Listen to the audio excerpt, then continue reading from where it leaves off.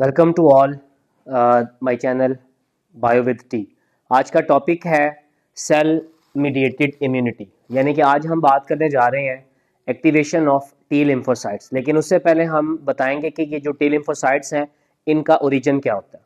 So look at here, हमारे पास ये मौजूद है इमेच्योर टी लिम्फोसाइट्स। इस वक्त ये इनकी जो प्रेजेंस है वो है बोन मैरो में, and all they will be immature, ये सब इमेच्योर होंगे। बट नेक्स्ट जो स्टेज है they will be found in the thymus gland, जो हमारे स्टर्नम की टिप पर मौजूद है। स्टर्नम में इनकी मेच्योरेशन स्टार्ट होती है, लाइक यहाँ पे प्रोमिनेंट न्यूक्लियाई मौजूद होगा and it will start to form some kind of specific proteins and after get matured इनके सरफेस पर खास किस्म के रिसेप्टर्स बन जाते हैं। कीप रिमेंबर, यहां से इनका हम डिफरेंस डिस्कस करने जा रहे हैं in the comparison of B lymphocytes. They are not the antibodies, जैसा कि एंटीबॉडीज बी लिम्फोसाइट्स के अंदर प्रोड्यूस की जाती हैं। ये नंबर 1 डिफरेंस हुआ। And unlike to those antibodies, they are not released anywhere, ये यहां से कहीं पर भी नहीं जाएंगे बल्कि इसके साथ अटैच ही रहेंगे। बट यहाँ पर एक और पॉइंट है कि क्या एंटीबॉडीज इनमें कोई सिमिलैरिटी भी मौजूद हो सकती है? जी हाँ, ये रिसेप्टर भी बिल्कुल उसी तरह से काम करते हैं। They are also so much specific and even they will follow the lock and key model as well. But एक डिफरेंस भी बता दिया। नॉर्मली हम बताते हैं कि जो एंटीबॉडीज है वो 4 पॉलीपेप्टाइड से बनती हैं, लेकिन ये जो रिसेप्टर्स हैं ये 2 पॉलीपेप्टाइड से मिलकर बनते हैं। They are made up of 2 polypeptides. हाँ, जब रिसेप्टर बन जाएगा it will also follow the lock and key model just like to the antibodies. ये इनकी मेच्योरेशन होगी। इस मेच्योरेशन के दौरान थाइमस ग्लैंड में इनकी मुख्तलिफ वेराइटीज डेवलप होती है। जैसा कि मैंने नीचे डिफरेंस दिखाया कि अब सेल्स मेच्योर है, सबकी बेसिक्स तो सेम है, but each cell is possessing its specific receptor, जिसमें कहीं ना कहीं एक माइन्यूट सा डिफरेंस लाजमी मौजूद होगा। इन रिसेप्टर्स को हम नॉर्मली TCL कहते हैं, टी लिम्फोसाइट्स रिसेप्टर्स। बिसाइड्स इन रिसेप्टर्स के कंपोनेंट्स को अगर देखें तो ये जो नीचे वाला पार्ट है इसे कहते हैं ट्रांस मेम्ब्रेन पार्ट, क्योंकि ये मेम्ब्रेन के अंदर पेनिट्रेट है। जबकि इस रिसेप्टर की अगर इस डोमेन की बात की जाए तो इसे कांस्टेंट रीजन कहते हैं, और अगर इस डोमेन की बात की जाए तो ये है इसका वेरिएबल रीजन। कीप रिमाइंड कि जिसमें ट्रांसमेम्ब्रेन रीजन और कांस्टेंट रीजन सभी रिसेप्टर्स में सेम होगा, लेकिन वेरिएबल रीजन्स तीनों एक दूसरे से हमें मुख्तलिफ दिखाई दे रही हैं, और यहीं से इसके स्पेसिफिसिटी को भी डिफाइन किया जाता है। When they get matured, then they will be found in blood. They will circulate in the blood and they will be concentrated in the lymph nodes. और यहां पर ये अपना रोल प्ले करते हैं फिल्ट्रेशन में। हमने देखा कि सबकी बेसिक्स तो सेम है, लेकिन उन सब में कुछ सर्फेसेस डिफरेंस मौजूद है, और वो जो सर्फेस के डिफरेंस है वो हमने डिफरेंट रिसेप्टर्स की फॉर्म में डिस्कस भी किए।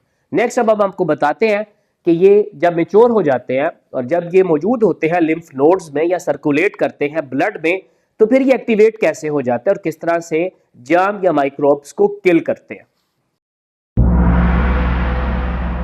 अब नेक्स्ट स्टूडेंट्स हम आपको बताएंगे इसकी types. When the T lymphocytes get mature तो फिर इनके डिफरेंट टाइप्स सर्कुलेट करेगी, like suppressor T cells, memory T cells, killer T cells और हेल्पर टी सेल्स। लेकिन उससे पहले अब हम आपको बताएंगे कि ये MHC मॉलिक्यूल्स क्या होते हैं। MHC को प्रोनाउंस किया जाता है major histocompatibility complex.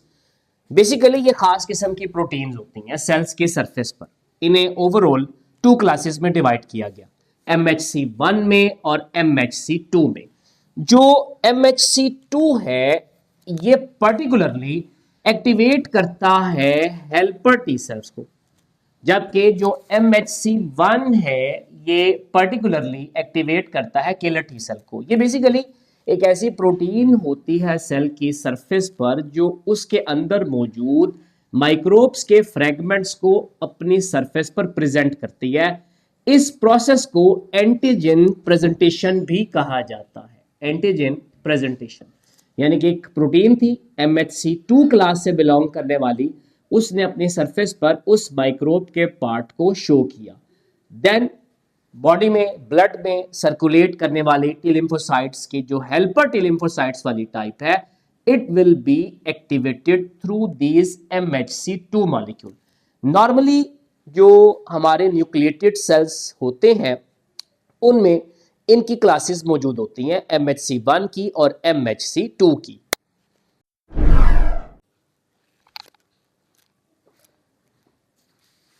Okay, so I was just talking about कि वंस दे गेट एक्टिवेटेड, अब ये एक्टिव हो गया, अब ये क्या करेगा? It will release the signalling protein and particularly cytokines. ये सिग्नलिंग प्रोटीन तीन तरह का रोल प्ले करेगी। एक तो ये जाकर फर्दर मैक्रोफेज को एक्टिवेट करवाती है कि वो साइट ऑफ माइक्रोबियल इमेजन पर जाए और अपनी फैगोसिटिक एक्टिविटी को प्रोसीड करे। सेकेंडली, ये जो साइटोकाइन सिग्नलिंग प्रोटीन है ये बी लिम्फोसाइट्स को जाकर भी एक्टिवेट करेगी, रोल नंबर 1, रोल नंबर 2, और इसी तरह इसका लास्ट रोल ये है कि ये जाकर एक्टिवेट करता है, साइटोकाइन एक्टिवेट करती है किलर टी लिम्फोसाइट्स को भी। यानी कि रिजल्ट ये निकला, जहां पर स्टूडेंट इन दो स्टेटमेंट्स को आपस में कंफ्यूज कर देते हैं कि जो किलर टी लिम्फोसाइट्स है उसकी एक्टिवेशन दो तरह से हुई है।